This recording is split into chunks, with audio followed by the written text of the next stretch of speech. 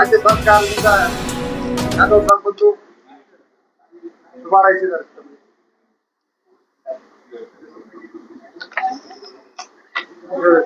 Okay sir, rolling sir.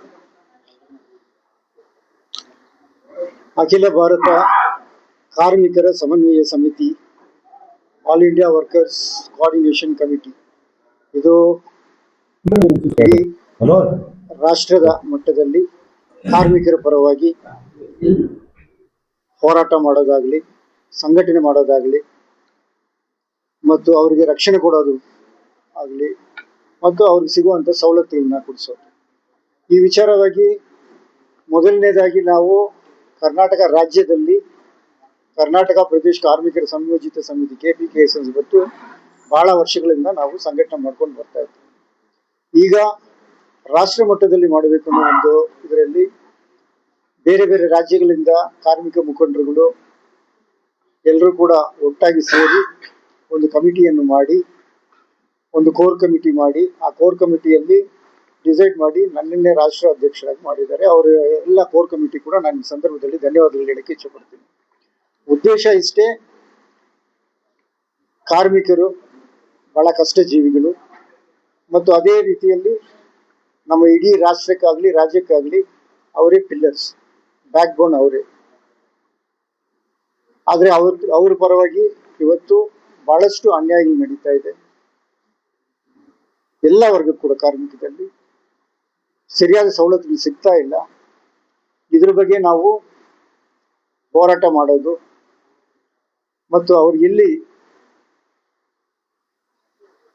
ಕಷ್ಟ ಆಗ್ತಾ ಇದೆಯೋ ಅಲ್ಲಿ ಹೋಗಿ ಅವ್ರಿಗೆ ರಕ್ಷಣೆ ಕೊಡುವಂಥದ್ದು, ಇಂಥದ್ದು ನಾವು ಮಾಡ್ತಾ ಇದ್ವಿ. ಮತ್ತೆ ವಿಶೇಷವಾಗಿ ಇವತ್ತಿನ ಸಭೆ ಎಲ್ಲ ಲೇಬರ್ ರೆಪ್ರೆಸೆಂಟೇಟಿವ್ಸ್ನ ಕರೆದು ಅವರ ಕುಂದುಕೊರತೆಗಳು ಏನಿಂತ ಅವ್ರನ್ನ ಆಲಿಸಿ ಆ ಒಂದು ವಿಚಾರಗಳು ತಗೊಂಡು ಅದು ಯಾವ ರೀತಿಯಲ್ಲಿ ನಾವು ಸರಿಪಡಿಸ್ಬೋದು, ಅವ್ರಿಗೆ ಯಾವ ರೀತಿಯಲ್ಲಿ ನಾವು ಸರ್ಕಾರ ಮೂಲಕವಾಗಿ ಅವರಿಗೆ ನಾವು ಬೆನಿಫಿಟ್ಸ್ ಅನ್ನು ಕೊಡಿಸ್ಬೋದು, ರಕ್ಷಣೆ ಕೊಡಿಸ್ಬೋದು ಅಂದ್ಬಿಟ್ಟು ಅದನ್ನ ನಾವು ಏನು ಸರ್ಕಾರ ಮತ್ತು ಕಾರ್ಮಿಕರ ಬಗ್ಗೆ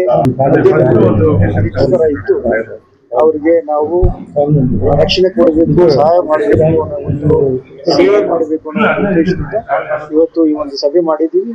ಇದು ಬಹಳ ಒಂದು ಯಶಸ್ವಿಯಾಗಿ ಎಲ್ಲ ಕಾರ್ಮಿಕರು ಕೂಡ ಇದರಲ್ಲಿ ಭಾಗಿಯಾಗಿದ್ದಾರೆ.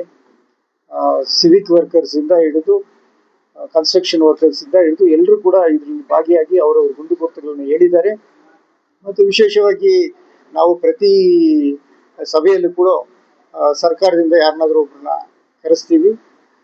ಇವತ್ತು ನಮ್ಮ ನಾಗರಾಜ್ ಯಾದವ್ ಅವರು MLC ಅವರು ಕೂಡ ಈ ಒಂದು ಕಾರ್ಯಕ್ರಮದಲ್ಲಿ ಭಾಗವಹಿಸಿ ಅವರು ಕೂಡ ಕೆಲವೊಂದು ಆಶ್ವಾಸನೆಗಳು ಕೊಟ್ಟಿದ್ದಾರೆ. ಕಾರ್ಮಿಕರ ಬಗ್ಗೆ ನಿಂತ್ಕೊಳ್ತೀವಿ, ಬಹಳಷ್ಟು ಸಮಸ್ಯೆಗಳು ಏನಿದೆ ಅದನ್ನ ಬಗೆಹರಿಸ್ತೀನಿ ಅಂತ ಹೇಳಿದ್ರು. ನಾವು ಕೂಡ ಇನ್ನೂ ಕೂಡ ಇದು ಮುಕ್ತಾಯವಾಗಿಲ್ಲ, ಇನ್ನೂ ಬಹಳಷ್ಟು ಚರ್ಚೆಗಳಾಗಬೇಕಾಗಿದೆ. ಒಂದು ನಿರ್ಧಾರ ತಗೊಂಡು ಏನೇನು ಕುಂದುಕೊರತೆಗಳಿದ್ದು ಎಲ್ಲ ಒಂದು ಲಿಸ್ಟ್ ಔಟ್ ಮಾಡಿ ನಾವು ಮುಖ್ಯಮಂತ್ರಿಗಳಿಗೆ ಮತ್ತು ಉಪಮುಖ್ಯಮಂತ್ರಿಗಳಿಗೆ ಮತ್ತು ಲೇಬರ್ ಮಿನಿಸ್ಟ್ರಿಗೆ ಕೊಟ್ಟು ಅವರ ಒಂದು ಏನೇನು ಪ್ರಾಬ್ಲಮ್ಸ್ ಇದೆ ಅದನ್ನು ಸಾರ್ಟ್ ಔಟ್ ಮಾಡೋಕ್ಕೆ ಪ್ರಯತ್ನ ಮಾಡ್ತೀವಿ ಅಂತ ಈ ಸಂದರ್ಭದಲ್ಲಿ ಹೇಳಕ್ಕೆ ಇಚ್ಛೆ ಪಡ್ತೇವೆ. ಈ ಮೀಟಿಂಗ್ನಲ್ಲಿ ಕರ್ನಾಟಕ ರಾಜ್ಯದವರು ಬಂದಿದ್ದಾರೆ, ಇದು ನ್ಯಾಷನಲ್ ಆರ್ಗನೈಸೇಷನ್, ಅದರಿಂದ ಬೇರೆ ಬೇರೆ ರಾಜ್ಯದಿಂದ ಕೂಡ ಬಂದಿದ್ದಾರೆ. ಆಕ್ಚುಲಿ ಇದು ಬಂದು 2 ಸೆಷನ್, ಇದು second session meeting. First session ಅಲ್ಲಿ ನಾವು ಎಲ್ಲ ರಾಜ್ಯದಿಂದ